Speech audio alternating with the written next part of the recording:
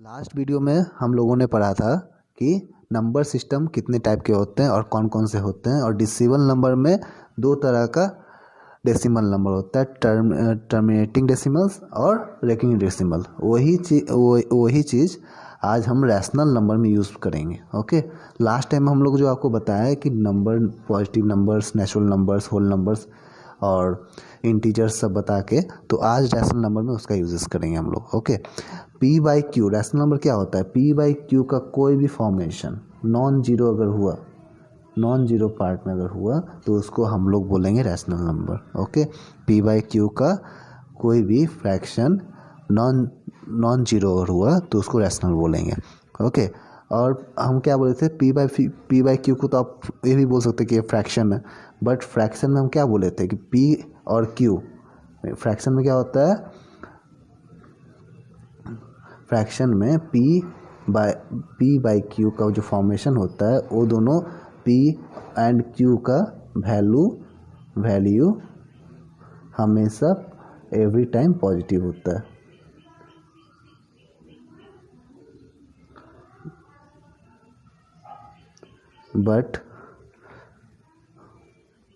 But rational में आपका P by Q कोई भी इंटीजर हो सकता है, माइनस में भी आ सकता है रैशनल।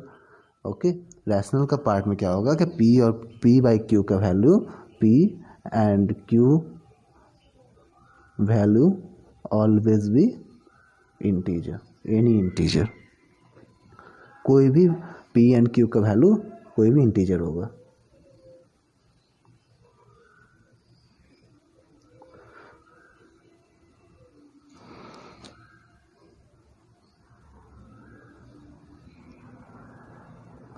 ऑलराइट, तो लेट्स टेक एग्जाम्पल लेते एक -6/7, 5/-12 एंड 16/11। ओके, 16/11 को हम लोग फ्रैक्शन भी बोल सकते हैं, रैशनल नंबर भी बोल सकते हैं, लेकिन -6/7 को, ओके, इसको हम लोग कभी फ्रैक्शन नहीं बोलेंगे। इसको हम लोग क्या बोलेंगे? हमेशा रैशनल नंबर, क्योंकि इसमें इंटीजर आ गया है। और फ्रैक्शन में क्या था कि हमेशा दोनों वैल्यू, पी का वैल्यू और क्यू का वैल्यू हमेशा पॉजिटिव आएगा। ओके, तो इसीलिए हम लोग इसको फ्रैक्शन और रैशनल भी बोल सकते हैं। लेकिन इसको हम लोग जहाँ भी नेगेटिव नंबर आ गया तो समझिए वो इंटीजर है। इंटीजर जब भी आ गया, इन्वॉल्व हो गया, तो वो रैशनल नंबर कहलाता है। ओके, सेकेंड और एक एग्जांपल देते हैं आपको, जैसे कि कोई भी इंटीजर को हम लोग रैशनली नंबर बोलेंगे। जैसे कोई भी इंटीजर हो, जैसे -a ही ले लिए या और a ले लिए, तो इसको भी हम लोग क्या बोलेंगे? रैशनल नंबर बोलेंगे।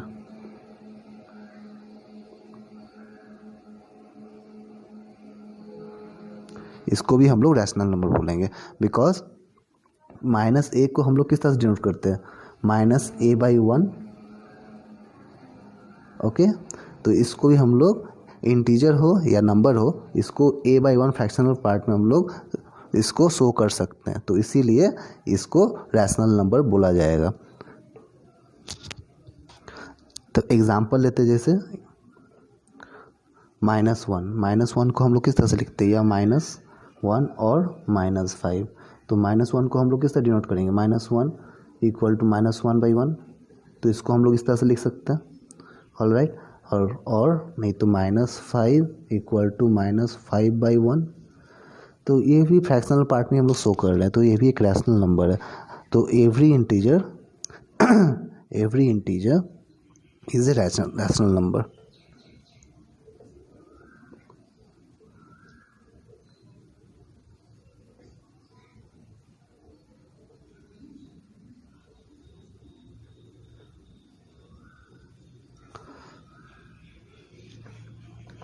ओके, अब आगे डेसिमल पार्ट में। डेसिमल पार्ट में क्या बोले थे आपको? टर्मिनेटिंग डेसिमल्स और recurring decimals. Terminating decimals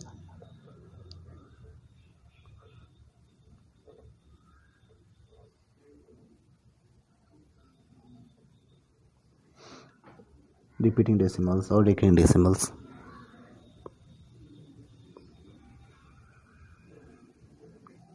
okay, terminating decimals और रिपीटिंग डेसिमल्स दोनों रैशनल के फॉर्म है। ओके ये दोनों को तुम मतलब आप लोग इसको रैशनल बता सकते हैं हमेशा।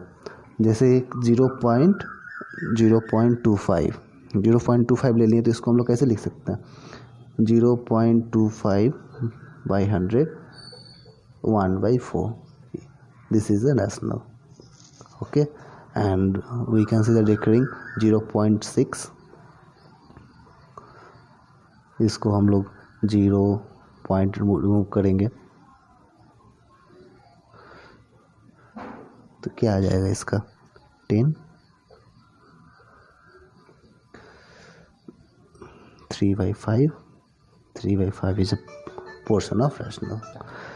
टर्मिनेटिंग डेसिमल्स और रिपीटिंग डेसिमल्स तो भी इसको भी हम लोग फ्रैक्शनल पार्ट में हम लोग रिप्रेजेंट कर सकते हैं।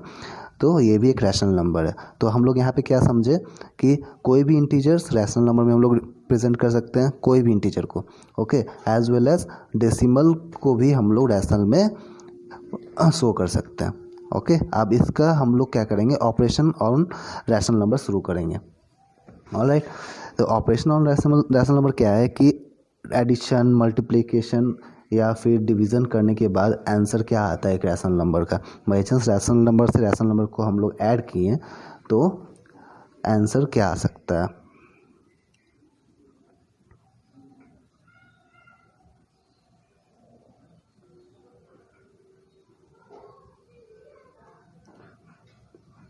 ऑपरेशन ऑफ रैशनल तो एग्जांपल लेते हैं कि एडिशन का फॉर्म में। तो ये अगर कोई भी दो रैशनल नंबर को हम लोग ऐड करते हैं लेट a by b और and c by d। Okay तो अगर ये दोनों रैशनल को हम लोग ऐड करते हैं तो इसका क्या आंसर आ सकता है a by b and plus c by d को एडिशन करने पर।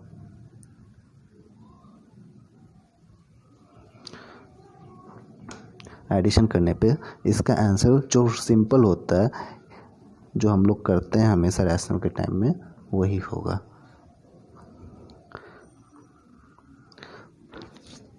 इन दोनों का जब भी हम लोग ऐड करते हैं तो क्या होता है फर्स्ट इन दोनों का एलसीएम लेते हैं।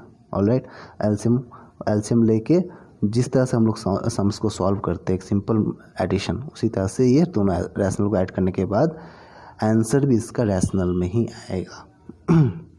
सब्सट्रैक्शन का भी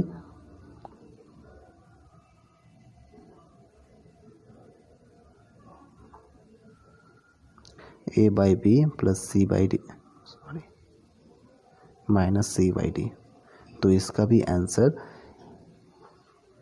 रैशनल में ही आएगा।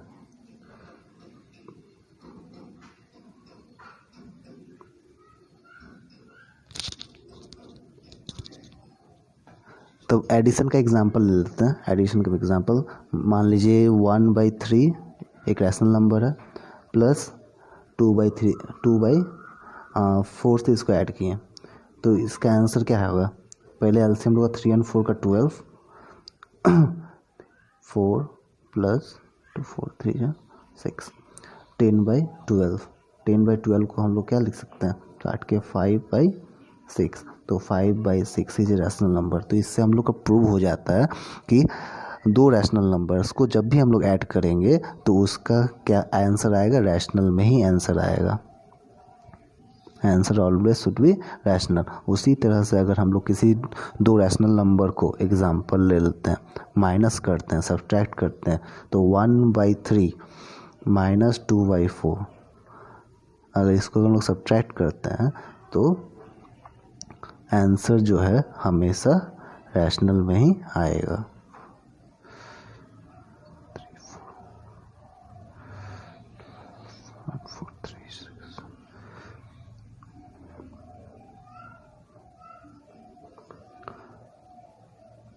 -1/6 और -1/6 हम आपको बताए थे कोई भी इंटीजर वैल्यू रैशनल होता है।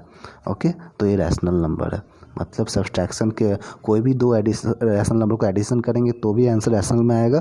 कोई भी दो रैशनल नंबर को सब्ट्रैक्ट करेंगे तो भी आंसर रैशनल में ही आएगा। ओके लाइक इसी तरह जब भी मल्टीप्लिकेशन भी करेंगे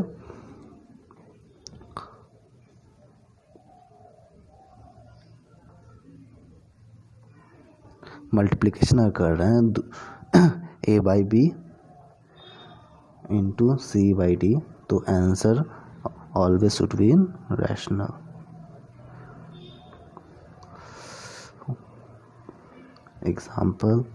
एग्जाम्पल लेते हैं सेम। 1/3 को मल्टीप्लाई करते हैं 2/4 से, तो आंसर हमेशा रैशनल में निकलेगा।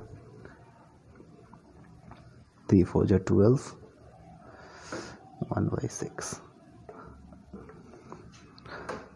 और इसी तरह अगर कोई डिवीज़न करते हैं नॉन जीरो नंबर से, अगर दो रैशनल को अगर डिवाइड करेंगे हम लोग कोई नॉन जीरो नंबर से,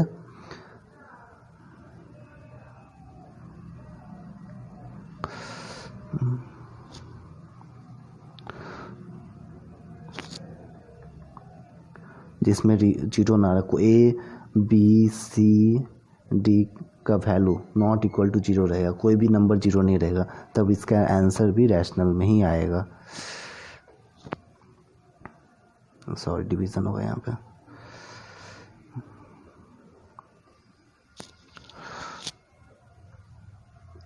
ए D by B C is your answer.